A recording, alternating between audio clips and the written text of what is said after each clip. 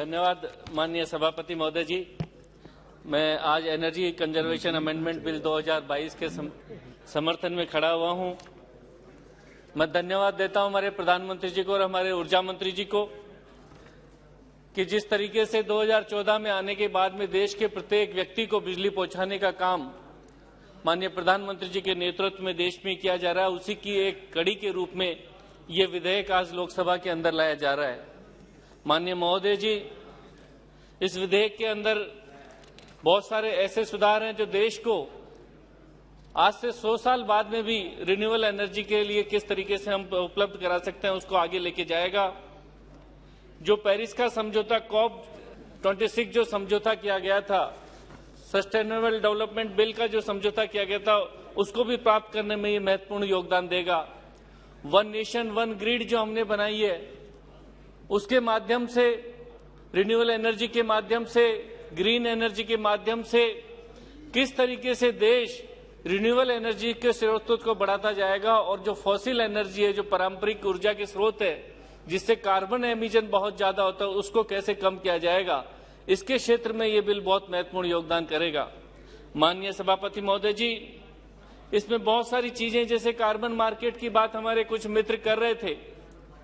एक किसी भी चीज की ऊर्जा का जब ग्रेडिंग की जाती है, आज शिक्षा के क्षेत्र में भी आपको NAAC की ग्रेडिंग की जाती है, इसी प्रकार से जब ऊर्जा के क्षेत्र में जब कार्बन मार्केटिंग की जाएगी, उसका एक सर्टिफिकेशन होगा। भारत सरकार या उसके किसी ऑथराइज एजेंसी के द्वारा जब सर्टिफिकेट क्या दिया जाएगा, तो किसी संस्था को यह सर्टिफिकेट दिया जाएगा कि उसकी जो ऊर्जा उत्पादन शक्ति है उसमें रिन्यूएबल एनर्जी का कितना योगदान और फॉसिल एनर्जी का कितना योगदान है। सभापति महोदय जी, मुझे लगता है कि इस बिल के माध्यम से भारत ने सिर्फ राज्यों के साथ में अच्छा समन्वय करके और राज्यों को शक्ति दी गई है कि वो भी अपनी आवश्यकता के अनुसार रिन्यूएबल एनर्जी का अधिक से अधिक उपयोग करे। मैं धन्यवाद देना चाहूंगा माननीय प्रधानमंत्री जी को और माननीय ऊर्जा मंत्री जी को कि जिस तरीके से इन्होंने भारत सरकार को ये कानून जो लेके आए हैं, इस कानून के माध्यम से देश की ऊर्जा की आवश्यकताओं को, रिन्यूएबल एनर्जी की आवश्यकताओं को अगले 100 वर्ष में पूरा करके न सिर्फ प्रत्येक भारतीय व्यक्ति के घर तक पहुंचाने का काम किया है, बल्कि दुनिया में भारत का नाम और भारत की लीडरशिप किस तरीके से स्थापित की जाए, प्रत्येक व्यक्ति के घर में रोशनी की जाए, उस रोशनी को स्थापना करने का काम इस बिल के द्वारा किया जाएगा। माननीय महोदय जी, रिन्यूएबल एनर्जी के माध्यम से इतना बड़ा काम इस देश में किया जा रहा है कि पिछले मैं सिर्फ 8 साल की भी बात करूं तो 2014 से अब तक लेकर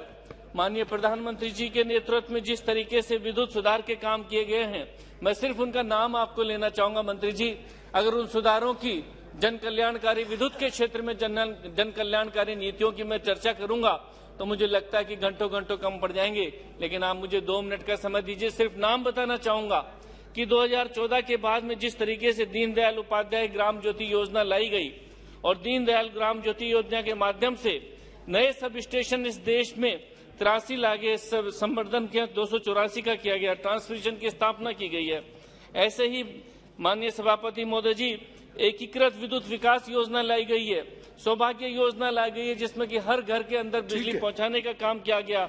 स्मार्ट मीटरिंग का काम किया गया है। आज स्मार्ट मीटर के माध्यम से देश में 19 लाख से ज्यादा स्मार्ट मीटरों का जो स्थापना की जा चुकी है। ऐसा ही नहीं, जल के माध्यम से, विद्युत के माध्यम से, सोलर एनर्जी के माध्यम से और अनेकों हाइड्रोजन एनर्जी के माध्यम से अनेकों ऊर्जा के जो नए स्रोत हैं, उन स्रोतों के माध्यम से देश के अंदर ऊर्जा का उत्पादन कैसे हो, उस ऊर्जा का कमर्शियल उत्पाद हो, रेजिडेंशियल उत्पाद हो, कृषि क्षेत्र में हो, और न सिर्फ भारत की उपयोगिता को, आवश्यकता को पूरा करे, बल्कि विदेशों में निर्यात भी कैसे किया जा सकता है। और ऊर्जा के माध्यम से महोदय जी, मैं ये विश्वास करता हूँ कि प्रधानमंत्री जी के नेतृत्व में भारत विश्व शक्ति बनने को और विश्व गुरु बनने